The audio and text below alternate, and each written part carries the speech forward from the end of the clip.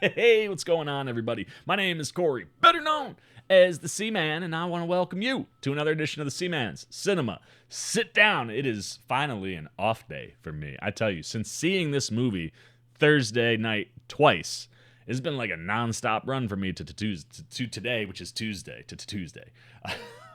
Jeez, man, I'm having a day already. But now that I finally got some time, I want to talk about some spoilery things, and I have a feeling you probably know where I'm going. I mean, I got Kang on my chest. This guy right here, Jonathan Majors, I don't care who you are, doing the best things in this movie, and I still have high hoping aspirations that he'll end up being the best villain that Marvel's had to date, because I want it for this guy because the performance is there. But as you can see, he's on my chest, which means I got to talk about this movie some more, and I got to talk about it in a spoiler way because it's more divisive than I had anticipated. And obviously the critics drove a lot of that with the poor scores. But even when you look at the audience score, it's not as high as I think it probably could or should be. And this is an interesting movie because in the world of the divisive, I understand the people who love it. I understand the people who have issues with it because I'm kind of in both camps. So there are things I like in this movie. There are things I don't like in this movie. And there are things that I would change that could make this movie a top 10 Marvel flick. What am I talking about? Why don't you pull up a chair? Take a seat. We are getting ready to dive into my 5 favorite things from Ant-Man and the Wasp: Quantumania. Now you're gonna go, see, man, wait.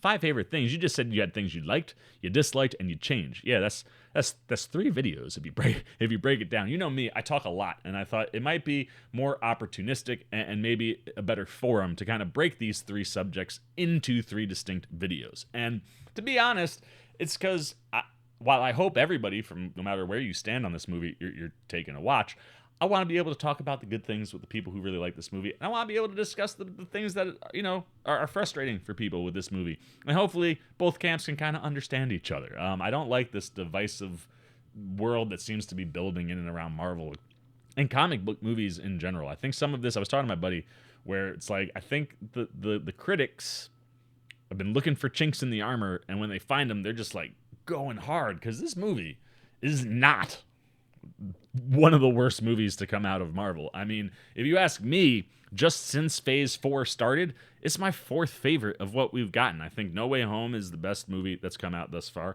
I think Shang-Chi is an extremely close second. Wakanda Forever, that one just has a special spot in my heart and chest plate, but is another movie that I think is really well made. It's put together. I mean, Coogler's the man.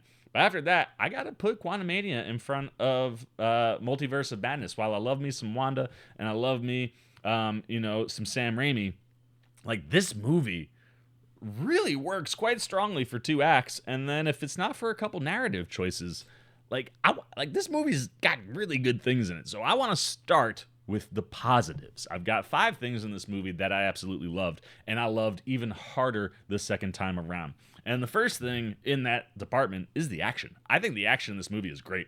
I don't know why people aren't talking. Like, I feel like the positive you keep hearing from people is like, oh man, Jonathan Majors is really awesome. The Ant-Man humor, it's Ant-Man humor. And like, there's some fun stuff in there. Like, the action is, I would rank some of this action, specifically the finale, pretty high up when it comes to like action sequences that Marvel has. Now, obviously, you have some humongous sequences that you can't touch, right? When you think of like the airport sequence or Endgame, like, there are moments and things where there's a lot going on. But when you look at like some just individual sequences, like this and Shang-Chi have had some of the strongest action, certainly out of Phase 4.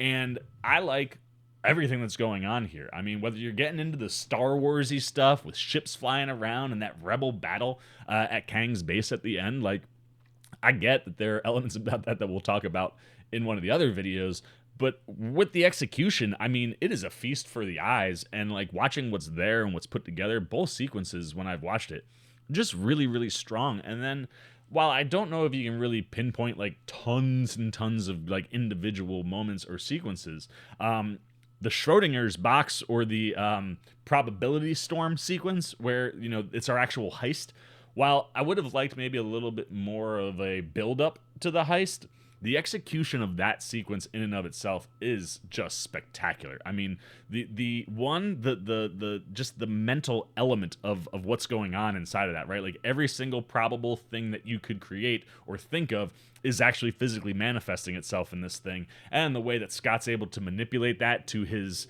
advantage because of his love for Cassie. Like he could get all the Ant-Man to like bring him up to, the thing not working, and just one time, like it's such a great moment and sequence about the Scott character, right, where it's like one misstep can really derail this guy until this movie's over. And that's the thing I love about this movie, is that where it gets Ant-Man, he's a different kind of hero, and I don't think one misstep could make him tumble like that. And one of the main reasons why I think that starts to change for him is that he has a partner in Wasp, and seeing her come in, save him, and go through that whole sequence and do everything that they do there. I mean, it's just a visually creative sequence. It's a lot of fun, and it's a sequence that I think really enhances and starts to change these two characters as far as like the type of leadership and superheroes that they could be. Specifically for Scott, because it doesn't seem like he wants to do Avenger things, even though he's hung out with the Avengers and done Avengers, like he's saved the world. It doesn't seem like he wants to dive in there. I think by the end of this movie that changes, and that's something that probability storm sequence does. Like, it's not only really well executed, but it builds Scott in a really great way. And that's one of the things that I really do love about the action sequences, is that it enhances Ant-Man. And since we're talking about it, my favorite sequences do involve Ant-Man, Wasp, and Kang. That first initial fight, I mean, the shrinking and the surprise and the double teaming to kind of catch him off guard, I thought was brilliant. This is a dude who can just, as you see, when he finally goes down and the rebels are running, man, I loved watching him just wipe people out. But if you can keep him off guard, doing what they're doing, it's one of those, like, when, they first try, he's just able to knock him off, readjust, coming in from all different places. That whole bit is great. And then when you get to the actual finale, where it's, him and Scott in that doorway, and, Scott's like, you don't have to win, we just both have to lose. Like, it's that moment where, one, the choreography is fantastic. It's intense. It's physical. You feel every single punch that Kang throws, like, to your core, man. It's very much how I feel like I'm gonna feel when I'm watching Jonathan Majors whoop ass in Creed 3, man. Like, you feel the physicality, the brutality, how if this guy doesn't have any technology, he's still a pretty scary dude. I mean, there's an element that kind of undercuts that, but he survives the ants and comes back, right? Like, he is a very strong dude, and that fight really showcases that, but showcases, like, the creativity that an Ant-Man and Wasp as a duo can have, right? Stall, stall, stall. I just got to stall. And then, boom, Wasp comes in, hits him with the freaking little blasters, and he hits the multiversal core engine and disappears, which I think he's gone to a different universe. Maybe it's the universe that Loki ends up in at the end of season 1. We'll talk about those things. But it's one of these things where that, like, in a world where, had you not undercut Kang, and he really was terrifying and really was, like, worse than Thanos, and you'd be like, how could Ant-Man and the Wasp beat this guy by themselves without the whole Avengers crew? How that plays out really is something that you can believe and you can buy, and it works really well because you didn't beat him. You just halted him for a little bit. And I wish the movie would have made that a little bit clearer and a little bit stronger.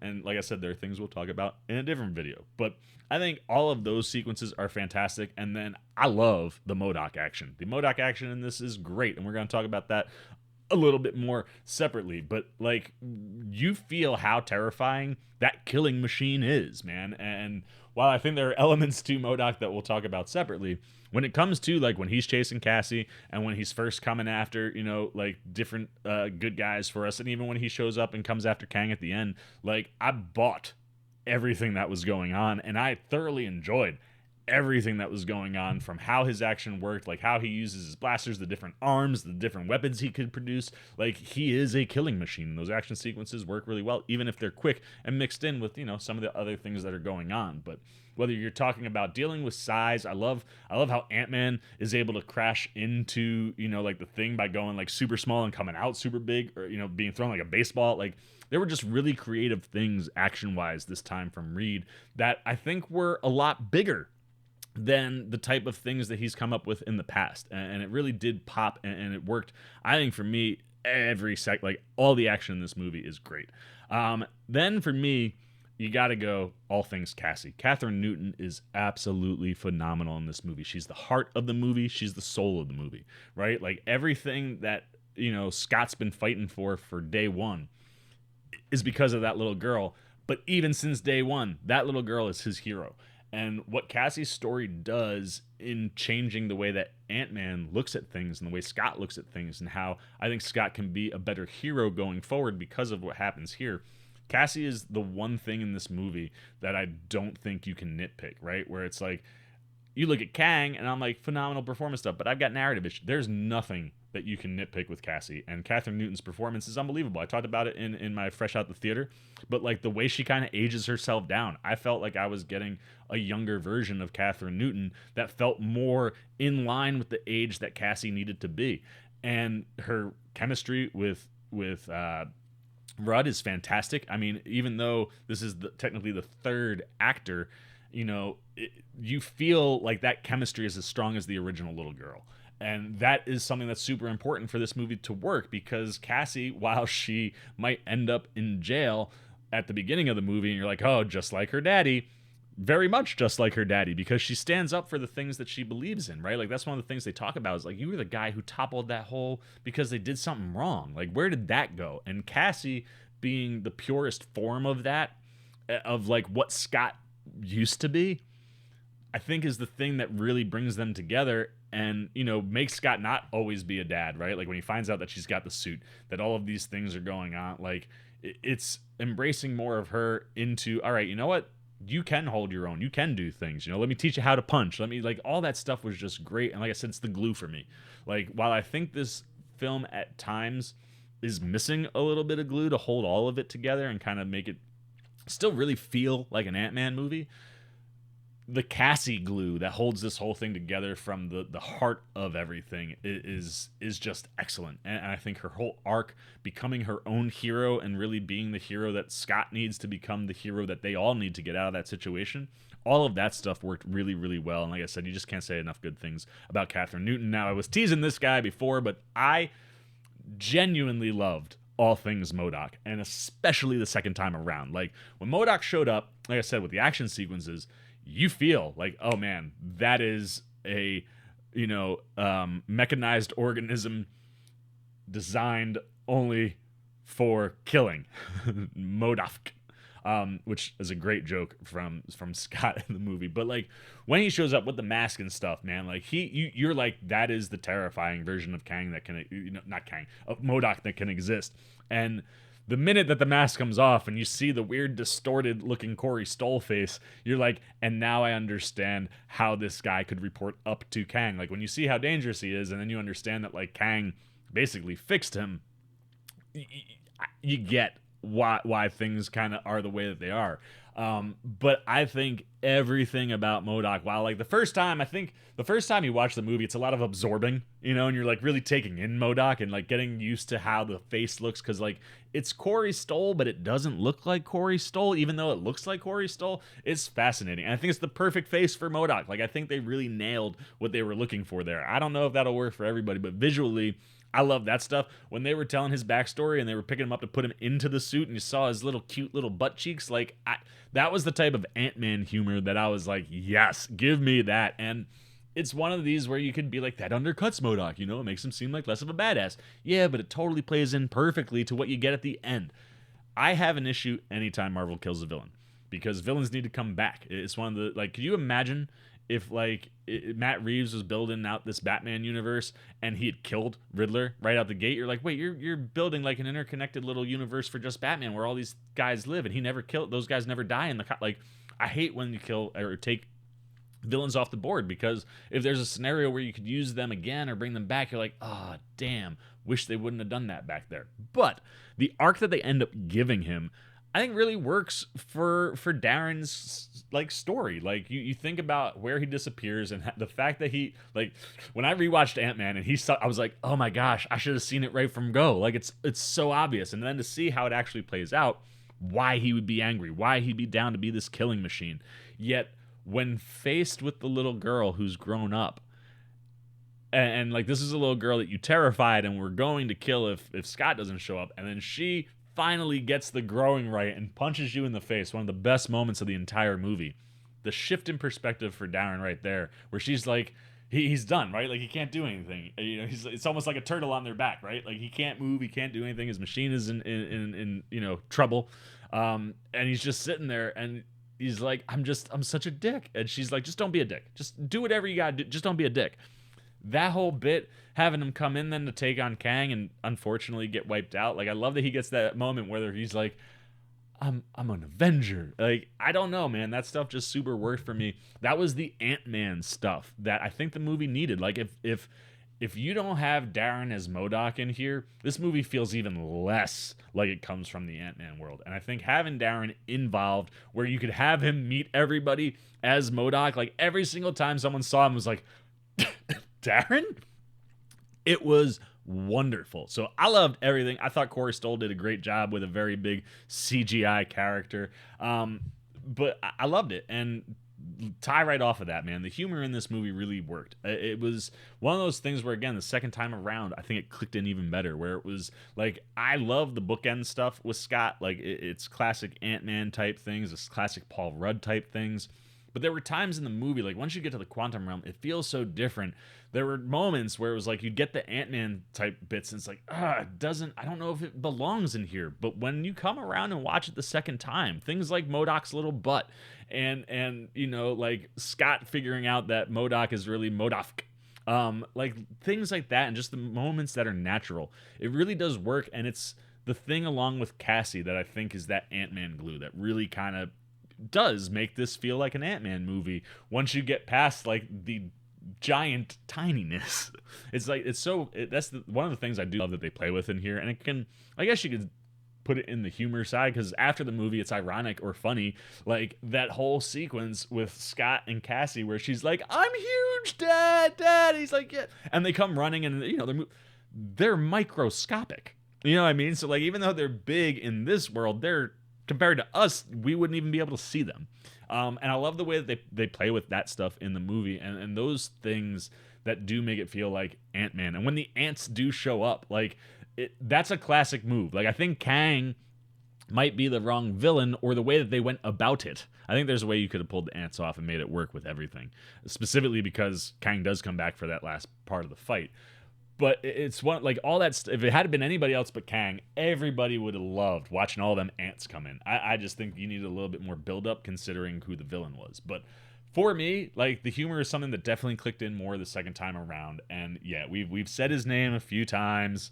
You know who I'm getting ready to talk about, but I'm gonna do a combo, because for me, while Jonathan Majors is everything I wanted him to be, my love is just as equal for what Rudd does with Scott. The two of their performances are fantastic. I think they're giving you such better stuff than what's on the page, that it really elevates certain moments. And like I said, like you buy Paul Rudd being able, while not physically the same size or technologically as advanced as Kang, you buy by the end of the movie that that's a guy that could stand toe-to-toe with him. I mean, when he goes big, you talk about action, and he grabs him and is just pounding him into the wall. Like, those are the types of moments where it's like, yeah, Ant-Man could hang with Kang in a one-on-one matchup, because he has the ability to do things that could catch Kang off guard. But at the end of the day, like, when it just comes down to that pure inner strength, right? Scott's like, I don't have to beat you. I just have to make sure you don't win. That's the stuff that really ends up making me buy in on the movie. And specifically, like, the idea that, like, Paul Rudd, the minute he was cast as Ant-Man, and if you're a comic head, you're like, Ant-Man's one of the OG, Ant-Man and Wasp are OG Avengers. Could you ever see Paul Rudd leading the Avengers? No, I don't think you could, until this movie. And his performance really gets you there. And he has to be that good, because opposite him, Jonathan Majors right now is just tearing the world down, dude. Like, he is going to make Hollywood his. It is one of these things where I've been on Majors since Hostiles. Like, this guy immediately just captured me in a way where I was like, I don't know who this guy is, but I'm so interested in everything he's doing in a very small role opposite of a Christian Bale. stand out the way he did, I just thought was so impressive. And to watch him grow, go to Lovecraft Country, to now coming in and doing, He Who Remains first, and then getting to do Kang, as well as Rama Tut, Scarlet Centurion, and Immortus. Like, getting to see him do all these different things just inside of the Marvel world, and knowing that we've got Creed coming. He's got a bodybuilding like indie film that he's been working on that looks unbelievable. He was ingesting 6,000 calories a day to get into the shape that he needed to. Like, he lined up if you were gonna get physically huge one time in your life as an actor, he lined up all the movies to get as big as he is. And while I do think narratively you undercut Kang sometimes, specifically when all those ants just bum rush him and kind of take him off the board for a couple minutes. I think there are ways that you can make that stuff work, but this is a guy that you need to be terrified of. And the way that Majors plays it, the whole movie, it's the one thing that does build is the terror that you have in Kang. Like, whether he's sitting opposite Michelle Pfeiffer and manipulating and using her to get what he needs to get done. Like, if she doesn't have that interaction with the core where she sees what he does, he gets out of there. And he is a master manipulator. He is somebody that would be able to do that, be able to play like I'm a good guy, but in reality, I'm not, because in his world, he's not a bad guy, right? Well, that's not true. Kang knows he's bad. But he wants to conquer. He looks for the challenge. That's the thing. The one thing that I think Majors gave me in his performance that the movie doesn't give me about Kang, he wants to be the greatest adventurer of all time. He's a time-traveling character, and he's always here for the challenge. There's a really wonderful one-shot that came out a couple years ago where there's a character, he's a journalist, writes a book that says at the end that Doom is the biggest bad that there is. You can't top him, and Kang takes offense to that, and he kidnaps this guy, takes him on a time-traveling journey. Really gives you a good sense. If you haven't read anything with Kang before, I think it's something that does give you a good idea of who Kang is, how he works. And like, as you go through that, one of the things that they talk about is like, he's here for the challenge, Like, he goes back in time to like a prehistoric tribe and he fights a woolly mammoth. He's got all this tech. He can kill that mammoth, no problem. He takes all his tech off and goes in for the fight, right? Like, it's one of the things where I think, like I said, from the performance Majors gives you feel that at the end, right? I don't care. Take everything off. It doesn't matter. I will beat you with raw strength. Like, that stuff is all present, and I love that you could see how he would be adapting to or tackling a challenge. Being trapped in the quantum realm, he's a little depowered, although once he gets his suit back, it shouldn't really stop him. He builds a freaking massive army. Like, he captures all that stuff where he's menacing without being physically menacing, because he's like, as a viewer, he can be that way. And I think Majors uses that to his advantage in the performance, where it's like, okay, Janet doesn't know that I'm a bad guy, but the audience knows I'm a bad guy, and I know I'm a bad guy. So when I play it, you really feel what's underneath all that, because you know what's going to come with him. And then when he has to just full out show you who he is, it's terrifying, man. When you look at what the tech can do, the way he just blasts people away like that, he's someone to be reckoned with, and he's a force. But this is, again, someone who's spent a long time in the quantum realm. And, it's been a while since he's had to fight. I think, like, that stuff, the idea that Ant-Man and Wasp could put him in a situation where he doesn't win isn't unbelievable. But when he comes back, like, look out. And I think that's the stuff that Majors carries in the performance that we don't necessarily get with the character, right? Like, there's a little bit of a Darth Vader element to him where he's kind of watching, like, he'd get down there and be, no, man, you're not going to stop my plan. And that's where I want to see the next time we see him, the next places that he pops up. I get really excited because hopefully narratively they start to shift it where it's like, okay, now people who don't know who this guy is can feel what Majors is doing performance-wise. But I think when you match him and Rudd up, they really play off each other phenomenally. I think they get along really well. Like, it's one of these things where I hope we get Ant-Man and Kang interactions more often, like, wherever these things are popping up, man. I hope Scott is always around. Like, I look forward to those, because they really seem like, you watch their interview circuits and stuff, like, they get along really well. And that chemistry, even though it's like good guy, bad guy chemistry, like, all of it just plays really well, and they really are the two best things in the movie for me, which could kind of lead into some of the things that we want to talk about, because I would have liked a little bit more for Evangeline Lilly. But when it comes to those two guys, what happens with Rudd's arc, what Majors just gives you performance-wise, like, they're my favorite thing in the movie. So there you go, man.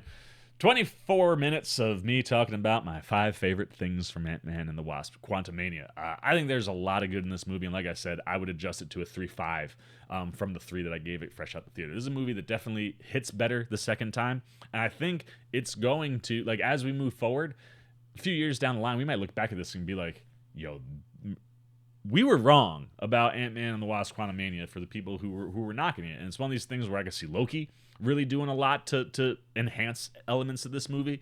And if by the time you get to Kang Dynasty and Secret Wars or even the multiverse movie, like, there are so many opportunities for, like, the storytelling that's coming to really boost up this movie. So I look forward to that stuff, and hopefully, you know, as people return to it a second and third time, if they go that route, there's more enjoyment there, because there's a lot of fun to be had. There's great things in this movie, and it's a movie that I really, really do enjoy a lot more than I don't. It's just the things you don't enjoy, they're really glaring in that first viewing. But I'm not going to talk about those. That's a different video. So I'm going to shut up, turn it over to you guys. I want to know what were your favorite things from Ant-Man and the Wasp Quantumania. If you didn't like this movie, then I would prefer if you'd just opt not to participate in this conversation. But if you didn't like the movie but did have moments that you liked, I'd like to hear about those things. If you liked the movie, what things really were popping for you? What was your favorite action moment? Who was your favorite performance? What did you think of M.O.D.O.K? Anything that you guys got?